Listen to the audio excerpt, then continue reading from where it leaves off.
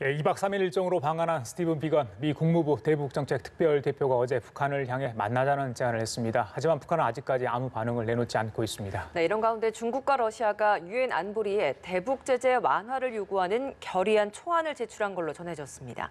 관련 내용들 양무진 북한대학원 대학교 교수, 김열수 한국군사문제연구원 안보전략실장과 함께 짚어보겠습니다. 네, 두 분 어서 오십시오. 오세요. 안녕하십니까? 네, 안녕하세요. 자, 어제 비건 대표 와가지고 이도훈 우리 교섭본부장하고 만남 간 다음에 약식 기자회견 두 분 보셨는지 모르겠습니다. 굉장히 좀 비장했다고 할까요? 어떻게 보면 연말을 앞두고 마지막으로 북한의 어떤 대화를 제기한 거 아니냐 이런 생각까지 들었는데 일단 본인이 한국에 와 있기 때문에 자 북한에서 조금 하다 보면 얼마든지 판문점으로 달려갈 수 있다 이런 뜻으로 저는 해석을 했는데 어제 어떻게 좀 들으셨어요? 이 비건 대표의 이 해동 제안 이에 대해서 일종의 그 대화의 끈을 놓지 않겠다 이런 나름대로 의지는 보여주고 특히 이제 이 부장관 임명 직전 아닙니까? 예. 이걸 앞두고 방한했다. 이것은 한미 동맹의 중요성, 특히 한반도 문제에 대해서 계속적으로 관심을 가겠다는 의지의 표현이다. 이렇게 볼 수 있겠죠. 그런데 해동에서 내용에 보면은 북한이 나름대로 요구하는 내용이 거의 지금 나타나지 않았어요. 다시 말해서 북한은 북미 해동에 있어가지고 가장 중요한 것이 생존권과 발전권에 대한 미국의 셈법 절한 아니겠습니까? 예. 이러한 내용이 적어도 기자회견에서 보여주지 않았다는 점에서 아마 너무 혹평인가는 모르겠습니다만도 비건 대표는 빈손을 와서 빈손을 가지 않을까 이런 가능성이 높다는 생각이 듭니다. 그래, 오늘 오후에 이제 일본으로 가게 될 텐데 만약 북한이 무슨 이야기가 없다면요 지금 기다리고 있을 것 같습니다. 조금 혹평을 하셨는데 어떻게 보셨어요? 예, 저는 양무진 교수님 말씀에 동의하고요.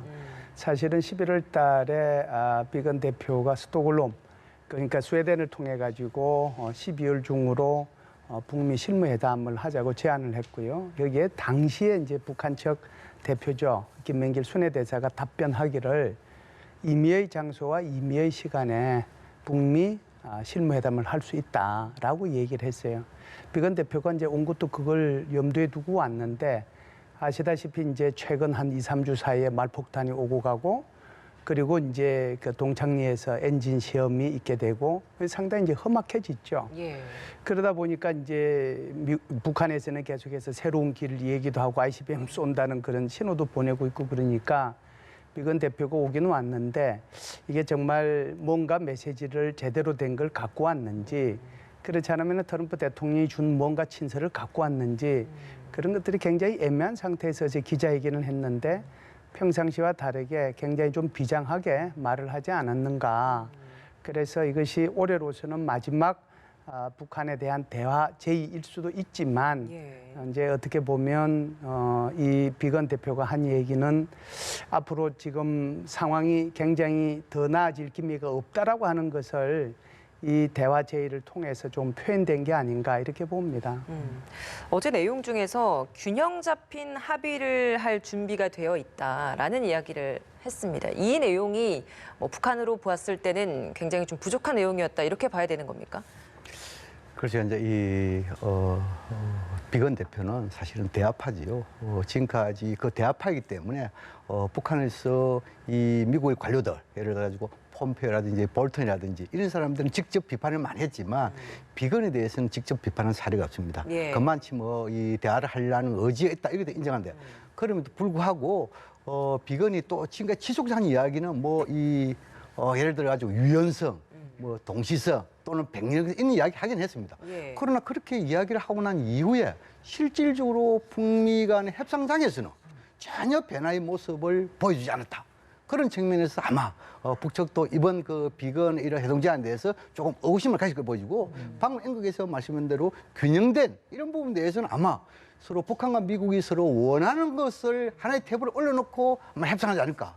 다시 말해서 북한 입장에서는 생존권과 일종의 발전권 아니겠습니까? 예. 또 이 미국 입장에서는 비핵화 조치겠죠. 이런 부분에 대해서 논의를 하는데 그러나 논의에서 가장 기본이 중요한 것이 뭐냐 하면은 미국이 지금까지는 선 비핵화 후 대북 제재 완화 이런 기조를 계속 유지하기 때문에 그래서 판판이 북미 간 협상을 또 결렬했거든요. 그런 점을 봤을 때 아마 이런 이 비건이가 이번에 무슨 균형 감각 이런 이야기 하더라도 새로운 세법 변화가 없다. 이렇게 북한이 판단하는 측면에서 아마 방금 제가 말씀대로 비건은 빈손으로 와서 빈손을 갈 가능성이 높다. 이렇게 제가 분석한 것입니다. 예. 시장님, 아직까지 북한이 무슨 별 반응은 없습니다. 글쎄요. 지금 어제 브리핑한 내용을 아마 전에 들었겠죠. 어떤 판단을 하고 있을지, 정말 이번에 좀 만나자고 하는 그 제안에 화답을 해올지 어떻게 보십니까? 워낙 파격적인 나라라 북한이. 이게 지금 오늘 오후 3시에 지금 일본행 비행기표를 끊어놨다는 거 아니에요. 지금 벌써 이제 10시 뭐 10분 넘었으니까 남은 시간이 몇 시간 안 남았는데 아직까지 연락이 안 오거든요. 비행기 타러 가기 직전에 연락할 수도 있지만 제가 볼 때는 물 건너가고 있지 않는가 그런 생각을 합니다. 좀 힘들 것 같다는 생각이 들어요. 이번에 출국하기 전에는 어렵다고 하더라도 네. 뭐 돌아가서라도 뭐 그런 교류가 좀 있을까요? 글쎄요, 이제 이게 사실은 이 비건 대표가 한국에 오기 전에 충분히 북미 간의 실무회담이 이루어지려고 하면 뉴욕에서의 대화 채널을 통해서 어느 정도 일정 부분 서로 교류할 수 있었거든요. 제가 볼 때는 양무진 교수님께서 말씀하신 것처럼 그거 없이 지금 비건 대표가 한국에 온 거예요. 예. 그리고 이제 북한으로 봐서도 미국이 셈법을 새로 바꿨다는 어떤 징후도 지금 발견할 수 없으니까 나오기가 북한으로 봐서도 좀 힘들죠. 그러다 보면 제가 볼 때는 조금 힘들지 않겠는가.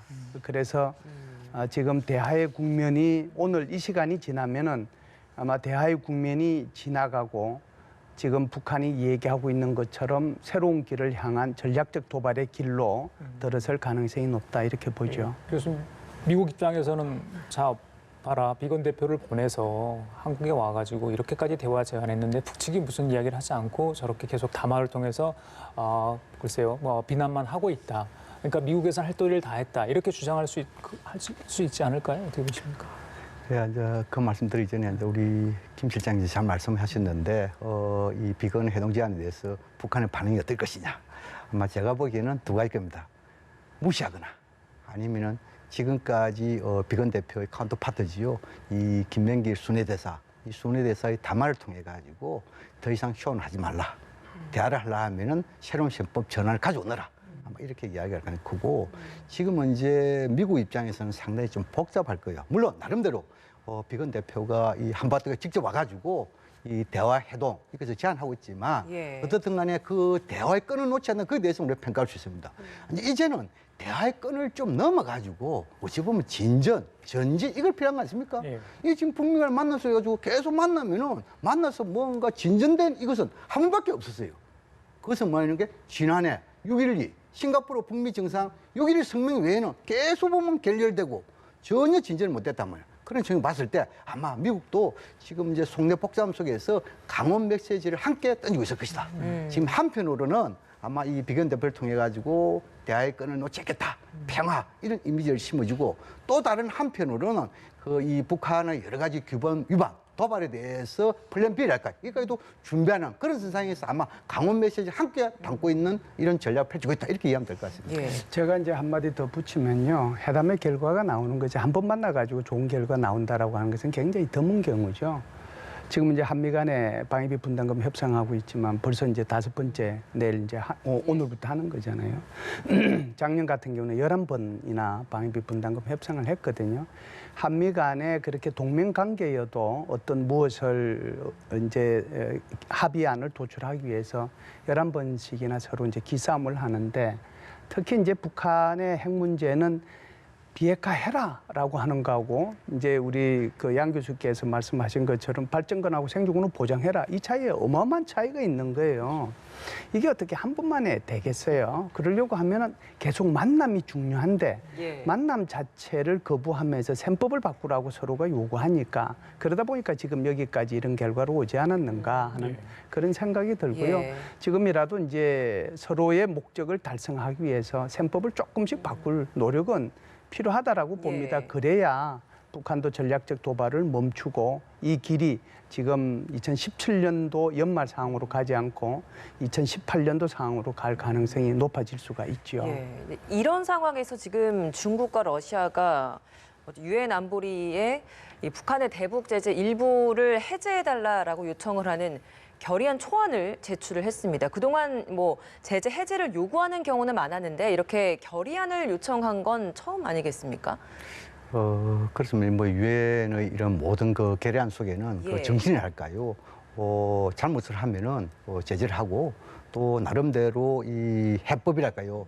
나름대로 문제 해결 진전을 하면은 계량을 통해 가지고 해제 보완하는 막 그런 정신이 있습니다. 예. 그리고 지금 이제 이번에 중국과 러시아가 일정 부분 대북 제재 이 완화에 대한 결의안을 제출한 것은 이미 예고된 것이다. 왜냐하면 일전에 지난 11일이죠. 미국이 중심돼 가지고 예. 유엔 안보리 회의를 소청해 가지고 거기에서 여러 가지 이야기 나왔잖아요. 예. 거기에서 이제 뭐 미국 입장에서는 제재 지속을 이야기했고 또 이 중국과 러시아 입장에서는 일정 부분 제재 완화 이야기했죠. 아마 그 부분에 그 연장선상에서 예, 예. 이번에 아마 이렇게 그 이 해제 결의안을 두고 나왔다를 보여주고 이 내용을 보면은 상당히 뭡니까 이 남북 중러 모두가 바라는 것이 좀 포함되어 있다 이렇게 봐야 되겠죠. 남북한 철도 도로 사업에 대한 부분도 또 포함이 돼 있죠. 그렇죠. 예. 뭐 우리 입장에서 박 앵커님 말씀한 대로 남북 철도 도로 연결 사업에 되어 있고 또 이 북한 입장에서는 지금 이제 북한에서 좀 잘 할 수 있는 것이 뭐 수산물이라든지 수산물이라는 것은 뭡니까 성어기가 있잖아요. 이 성어기를 놓치면 고기를 또 못 잡잖아요. 이런 걸 딱 감안해가지고 수산물 이런 수출이라든지 또 이 북한은 손재주 좋아가지고 어류 같은 거 이런 거 있지 않습니까? 의류, 섬유. 그렇죠. 섬유 이런 거죠. 이것이 중국에 많이 수출하는 건 있었죠. 이 지금은 이제 대북 제재가 커트되어 있죠. 또 러시아 입장에서는 뭡니까? 저 이 북한 측의 근로자 이게 12월 22일까지인가 들어가게 돼 있죠. 맞습니다. 예. 이런 거 다 감안해고 이런 내용이 담았기 때문에 부분적인 완화 아니냐 이런 거 보여주고 예. 아마 이런 부분에 대해서 지금 현재 미국은 쉽게 받아들이진 않을 거예요. 어떻든 간에 이런 중국과 러시아가 북한 입장에 서서 또 유엔 안보리의 제재 결의안 정신에 부합한 측면에서 이러한 것을 제시했다. 이 측면에서 나름대로 의미가 있다. 그렇게 평가합니다. 예. 북한에서 보면 벼랑 끝 전술이 통하고 있다 이렇게 생각할 수도 있을 겁니다. 왜 그러냐면 지금은 이제 그 전에도 예를 들어서 뭐 중국이나 러시아가 북한에 대한 제재 해제를 해주자고 안보리에서 이 문제를 논의하자라고 얘기한 적이 없거든요. 그런데 이제 지금 양 교수님 말씀하신 것처럼 미국 주도로 안보리 회의를 소집을 하고 만일에 북한이 여기에 대해서 전략적 도발을 한다면 23975 2017년도 12월 23일 날 22일 날 현지 시간으로 통과시킨 거기에 의해서 트리거 조항에 의해서 하도록 돼 있으니까 그걸 하자라고 하는 것을 하기 위해서 모였단 말이에요. 그런데 지금 이제 북한이 나가고 있는 방향은 다른 데로 나가고 있으니까 그렇다라고 하면 지금 중국과 러시아가 이 제재 해제에 대한 문제라도 이거 꺼내가지고 북한을 우선적으로 달릴 필요가 있다라고 얘기하는 거거든요. 북한의 벼랑 끝 전술이 일정 부분 먹히고 있다 이렇게 이제 볼 수가 있죠. 예, 그러면 중로의 힘을 얻는 북한이 더 기세 등등해질 가능성 그런 전혀 없겠습니까? 네, 훨씬 그 가능성은 높아지죠. 그렇기 때문에 제가 볼 때는 좀 오늘 날씨처럼 암울한 전망을 해서 좀 죄송은 한데 2017년도 12월 상황까지 가지 않겠는가. 그래서 2017년도 12월 상황이라고 하는 것이 북한은 11월 29일 날 화성 15형 ICBM을 발사하고 미국은 11월 달과 12월 달에 대규모 군사 훈련을 우리 한반도에서 전개하거든요. 11월 달에는 동해상에서 항공모함 3척하고 이지삼 동원해가지고 훈련을 했고 12월 달에는 한미 공군기 230대 최첨단 전투기죠. 그걸 동원해서 훈련을 했단 말이죠. 그러니까 양쪽이 갈 때까지 가고 난 뒤에 2018년 1월 달 상황이 전개됐다라고 하는 것을 생각해 본다면 지금 현재 상황도 지금 대화의 국면이 지나가면 북한이 예를 들어서 어떤 형태의 전략적 도발이든지 간에 전략적 도발을 하면 미국은 트리거 조항에서 안보리에서 결의안을 통과시키려고 할 거고 이와 함께 군사적 무력 시위도 분명히 하리라고 생각을 합니다. 그리고 나면 다시 이것이 이제 길은 두 가지가 있겠죠. 극적인 타결과 좀 덜 좋은 이제 시나리오로 갈 수 있을 텐데 그런 상황이 오지 않겠는가라고 저는 보죠. 예, 국제사회가 한 목소리를 냈는데 중국과 러시아가 이렇게 나오니까 어떻게 보면 틈새 금이 간 모습도 보입니다. 트럼프 대통령도 고민스러울 것 같습니다. 그저께 아셈 거기 외교장관 회의에서도 유엔 결의안 이행하는데 다른 국가들은 거기 회원국들은 다 동참을 해야 된다 이렇게 이야기를 하지 않았습니까? 그런데 불구하고 중국과 러시아가 이런 태도를 보였거든요. 미국 국무부도 바로 냈습니다. 아직은 제재 완화 이야기할 때가 아니다고 오늘 이야기를 했는데 어떻게 보십니까? 미국 입장이 어떨까요 지금? 아마 트럼프 이 대통령 입장에서는 상당히 복잡할 것이라 생각하고, 왜냐하면 지금 현재 내부적으로는 탄핵 정부 탈피란 있지 않습니까? 이것이 북미 간의 대화 성과에서 탈피하는 게 좋을 것인지, 아니면은 한반도의 긴장이 다소 고조된 상황에서 탈피하는 것이 유리할 것인지 또 보여주고, 가장 목적은 또 재선 아니겠어요? 근데 지금까지 보면은 한반도 문제가 미국의 대통령 선거에 크게 영향을 미치지는 못했어요. 그런 측면을 봤을 때 어찌 보면은 트럼프 대통령이 한편으로는 대화의 건, 또 한편으로는 압박 제재의 것, 이거 강원 변경 전략을 할 것이다 이렇게 보여지고, 여기서 우리가 그 두 가지 관점에서 볼 필요가 있어요. 방금 우리 김 시장님이 잘 말씀했는데, 이 북한이 이야기하고 있는 새로운 길의 내용물이랄까요? 이것은 세 가지가 있습니다. 첫 번째는 문제는 뭐냐하면 경제적으로 자력입니다. 다시 말해서 미국의 압박 제재에 견디겠다. 이 자력 경쟁 아니겠습니까? 두 번째는 뭐냐면 군사적으로 ICBM을 포함한 핵능력 고도함이라. 이것을 애도로 표현한다면 자의적 국방력 강화 이렇게 볼 수 있죠. 세 번째는 외교력입니다. 지금까지는 뭡니까? 이 북한이 자주를 강조했는데 그 자주는 배타적인 자주입니다. 다시 말해서 외부의 어느 누가 협력하지 않고 간섭받지 않는 자주 이야기입니다. 근데 지금 현재 중국과 러시아가 이번에 북한의 입장에 서가지고 제재 해제 결의안했잖아요. 이것은 뭡니까? 북한이 중국과 러시아의 지지와 협력 속에서 자주를 하겠다는 거죠.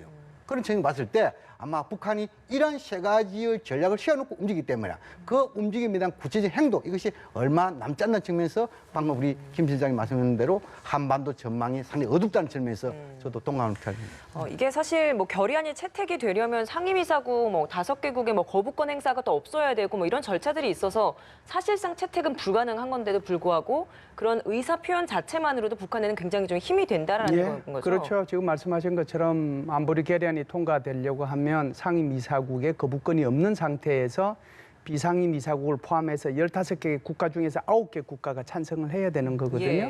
당연히 이제 미국이나 영국, 프랑스가 반대할 것이기 때문에 안 되는 거죠. 사실상 이것은 상징적인 의미가 있는 거고, 그런 면에서 보면 북한의 입장에서 보면 내가 중국과 러시아로부터 굉장히 지지를 받고 있다. 니들 이걸 알아라 라고 하는 의미에서 뭐 의미가 있다라고 봐야 되겠죠. 실장님 말씀 중에 제가 전략적 도발이란 말을 세워봤는데 4번 하셨어요. 오늘 출연하셔가지고. 글쎄요. 그만큼 이제 긴장이 고조되고 있다. 지금 중대 시험 관련해서 2번 북한이 지금 하지 않았습니까? 근데 아직 뭔지 모릅니다. 연소 시험으로만 저희들 알고 있고요. 또 크리스마스 선물까지 이야기하지 않았습니까? 크리스마스 얼마 남지 않았어요. 글쎄요. 이게 관련이 있는지 모르겠습니다. ICBM일지 아닐지. 우리 시장님께서는 언제쯤 또 뭘 어떻게 북한이 도발해 올 것으로 예상하십니까? 질문이 많은데 답을 간단히 해야 되게 돼서 좀 그러긴 한데요. 크리스마스 시즌이라고 하는 것은 뭐 일단 할로윈 데이 끝나면은 지금 자체가 크리스마스 시즌이잖아요. 그래서 내년 1월 초까지는 계속해서 크리스마스 시즌인데 굳이 이제 날짜를 따지면 25일인데 방법은 두 가지가 있겠죠. 하나는 제7기 제5차 전원회의를 먼저 하고 여기에서 이제 예를 들어서 새로운 길 얘기도 하고 2018년도 4월 달에 채택한 제7기 제3차 중앙위원회 전원위원회에서 결정한 모라토리움 선언, 그러니까 핵무기 또 ICBM 발사 안 하겠다라는 거 이걸 이제 없애는 그걸 먼저 하고 그리고 이제 전략적 도발을 할 수 있거든요. 순서는 이게 순서인데 이게 바뀔 수도 있다는 걸 먼저 말씀을 드리고요. 그렇다라고 하면은 22, 3사 중에서 먼저 중앙위원회 전원회의를 하고 그리고 날짜를 굳이 맞춘다면 25일 날 전략적 도발을 할 텐데 전략적 도발은 두 가지 형태가 저는 있을 수 있다라고 봅니다. 하나는 ICBM을 쏘는데요. ICBM은 이미 2017년도 11월 29일 날 화성 15형을 쏘았기 때문에 이걸 다시 쏜다는 건 의미가 없어요. 그러니까 이거는 고각 발사였거든요. 뭐 거의 막 4,500km 올라가서 한 900km 이렇게 갔는데 굳이 이것이 의미를 가지려고 하면 실제로 ICBM을 쏠 수는 없는 거잖아요. 그러면 결국 사거리를 조절할 수밖에 없는데 일본 열도를 넘어가게 쏘는 거거든요. 화성 12형처럼.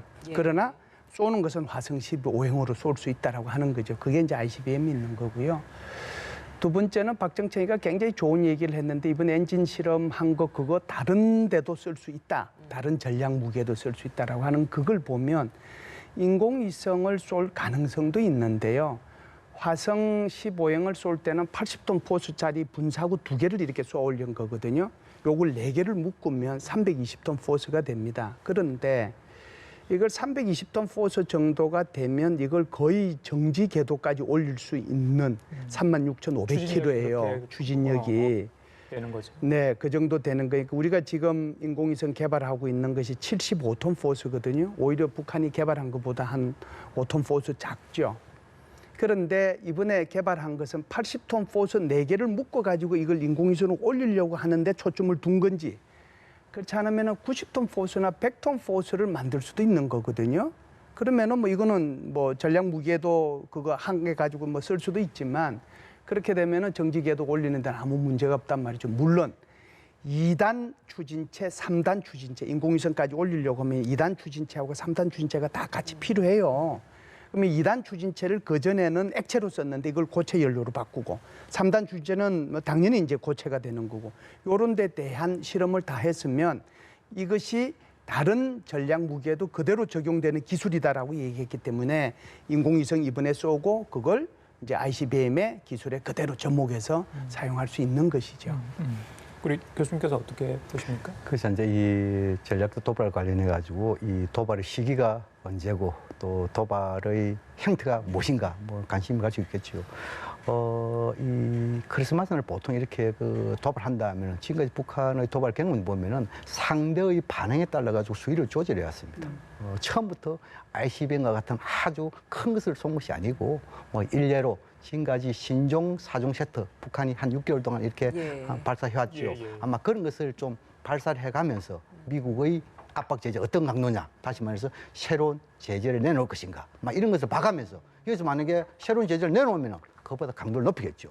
막 그렇다면 결국 뭔가 중거리도 갈 수 있고 또 SLBM이라든지 제일 마지막에 아마 ICBM도 손에 품고 있을 것이라 보여지고, 그다음 지금은 이제 인공위성과 관련해 가지고 우리 실장님께서 말씀했는데 물론 가능성이 있습니다. 근데 인공위성과 관련해서는 북한에서 전략적 무기라고 볼 수 있는 ICBM 이런 부분에 대해서는 국방과학원이 관장하고 있어요. 반면에 인공위성은 국가우주개발국에서 관장하고 있습니다. 근데 이번에 북한에서 담아보면 대부분 국방과학원에서 이야기를 했단 말이에요. 그런 측면을 봤을 때 지금 현재 우리가 예상할 수 있는 것은 인공위성의 가능성보다도 좀 뭐랄까 전략적 도발로서 좀 뭐랄까 탄도미사일, 그것도 SLBM이라든지 제일 마지막에 방금 말씀하신 ICBM까지 가능이 있지 않을까 이렇게 예상해 볼 수 있습니다. 그래요. 알겠습니다. 지금까지 양무진 북한대학원 대학 교수, 김열수 한국군사문제연구원 안보전략실장 두 분과 함께 얘기 나눠봤습니다. 말씀 고맙습니다. 감사합니다. 네.